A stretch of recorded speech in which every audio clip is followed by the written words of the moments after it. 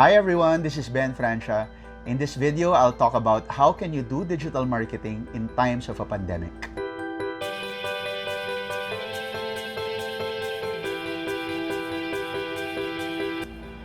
For a lot of businesses like us, the immediate response in a crisis like this is to find ways how can we lower down our business operational costs. So for us to do that, we try to identify what are the essentials that we need to keep for us to continue running and what are those that are not essential and redundancies that we can temporarily cut down. So in my case, I try to identify online subscriptions that I pay for, trainings that I pay for online. So those things I have temporarily put to a pause para I can save on budget and allocate the money from that to basic operations. For some businesses, they talk to their landlords, try to renegotiate payment terms. Others, they speak to their vendors, baka their payment terms that they can also renegotiate on. Another thing that we also need to take a look at is, syempre, salaries. But my opinion, syempre, this needs to be the very last thing that we should cut down kasi syempre these are people who have been helping us for quite some time and have been members of the family already, but we cannot deny the fact that a big chunk of our operations is salaries and professional fees. So that's something that we need to take a look at as well. Lastly, syempre, we also need to take a look at our marketing costs and how much do we spend on marketing and advertising. Try to identify how can we save up on budget for those activities. Although it's perfectly valid to take a look at marketing and to trim down the budget for that, okay? I'm not against that. Actually, I'm all for that. However, it doesn't make sense to completely deprioritize marketing. And worse, to actually completely shut down or stop any marketing activity. Kasi as a business, there are ways for us to pivot and to be more strategic in these very trying times for us to take advantage of digital marketing in times of a pandemic like this.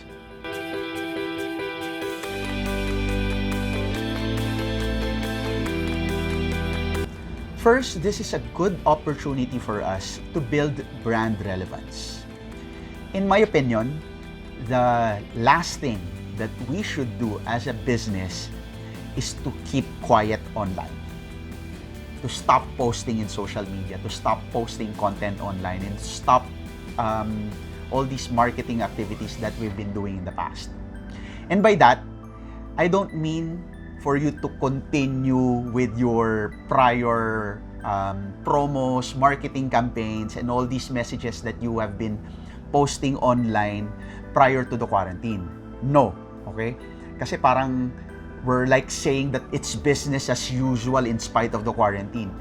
That's very dangerous kasi we might be perceived as a company who is very insensitive to the current situation. But instead, what we can do as businesses is to show how vulnerable we are. Show the people that we talk to online how we are coping up with the current situation and what are the changes that we are doing internally so we can continue to operate, so we can continue to serve our customers and our clients. This is a good opportunity for us to show our customers that we are a brand who cares. Okay, there are a lot of companies right now who are doing this kind of pivot or strategy very well. Okay, I've seen companies who are offering, let's say, buy one take one, wherein the sale for the take one goes to let's say a beneficiary, to the frontliners to buy food and medical equipment.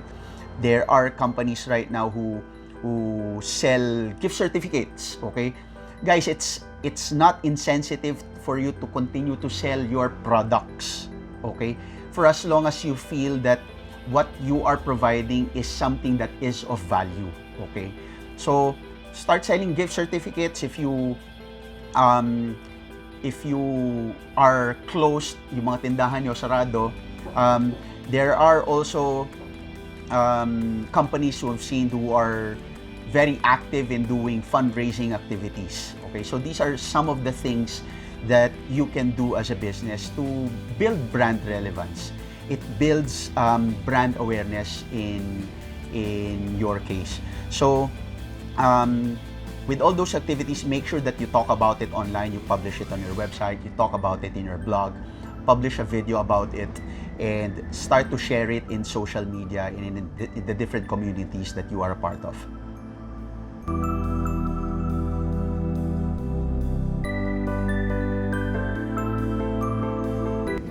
Your customers spend more time online during these times, and so should you. So it's because of the enhanced community quarantine, people are riveted to their laptops, to their computers, to their mobile phones, either for work or for entertainment. Okay, and I feel this is going to be a norm, or in fact a trend in the coming months, even after the quarantine. A lot of people will still pursue the work from home arrangement. More and more people will use the internet and get online to consume more content for entertainment. So this is a good opportunity for us to be visible, to be there, and to engage our target audience and our target customers. So what do we need to do? First and foremost, syempre, kailangan solid ang online presence natin. We need to be there. We need to have a website. We need to be present in social media. We need to provide valuable content so that people can engage with us.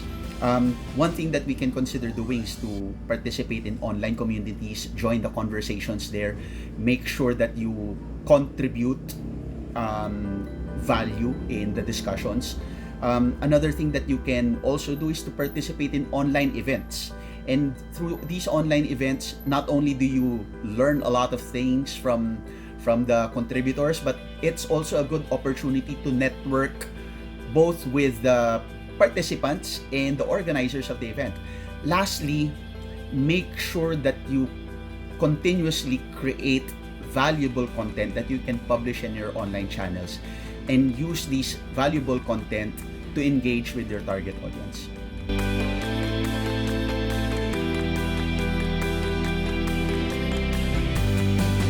Since most companies are cutting down on online advertising expenses, the rates of advertising as a result are getting cheaper. Okay, so we can actually use this to our advantage is if we do it right, if we do it strategically. Now, my advice for those businesses who are on the positive because of what's happening right now, here I'm talking about businesses who provide products that are essentials, which are food, companies that are related to logistics, groceries, deliveries. Okay, for these companies, you can actually even increase your ad budget because of the demand.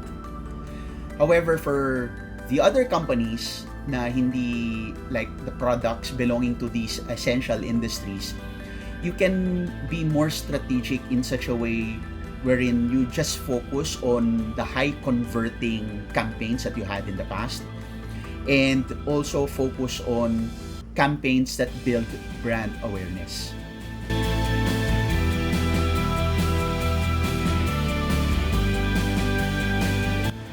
Now is the best time for you to take a step back and take a look at how you have been doing marketing, and try to identify how can you pivot and make it more digital. If you are more of a traditional business and not really used to digital marketing, this is the right time for you to start. Start by building a good online presence. Put up a website. If you already have a website, the next thing that you need to do is to make sure that it is visible in the search engines, that when people Google your name or products that you offer, you rank high in the search results. Make sure that you provide valuable content in your blog, in social media, that you share high value content like videos, try to explore using paid media activities like Google Ads and Facebook Ads. If you already have a website and you have a brick and mortar business, this is a good time for you to consider doing e-commerce and start to sell your products online. For those businesses who provide services like me, one thing that I am planning is to find ways how I can automate, or at least partially automate payments and billing. So this is a good opportunity for you to explore that area. Lastly, try to identify how can you bring to digital your traditional communications. Now, businesses were forced to use online conferencing tools like Viber, Zoom, Hangouts, Skype. Napilitan tayo, okay? We were forced to adjust because of the times. But my suggestion for companies like us, and even for those really small companies, let's try to make this as a norm, because this is the future. So digital communications like online conferencing, make sure that we communicate using a mailing list to our target customers. Another tool that you need to take a look at are webinars also, because this is a good tool to do presentations and trainings for your customers. Probably my biggest learning in these challenging times is the realization that in every challenge, there is opportunity. There is always a silver lining. So let's open our eyes and open ourselves to those opportunities. Let's use digital marketing to our advantage. Let's try to think outside of the box, pivot our strategies, and start to evolve. Kasi if we continue to do the things that we've been doing before, we'll just continue doing or getting the same results. All right? So this is time for us to adapt a more digital mindset. So with that, I would like to thank you guys for watching this video. Thanks for your time. Okay? So it's been a while since I recorded the video. I hope you learned a lot. And for all my fellow business owners out there, kapit lang tayo, kaya natin yan. We'll survive this challenge kung tulong-tulong tayo. So, with that, so thank you so much. If you have any additional questions, just post a comment in the comment section below, and I'll see you in the next video.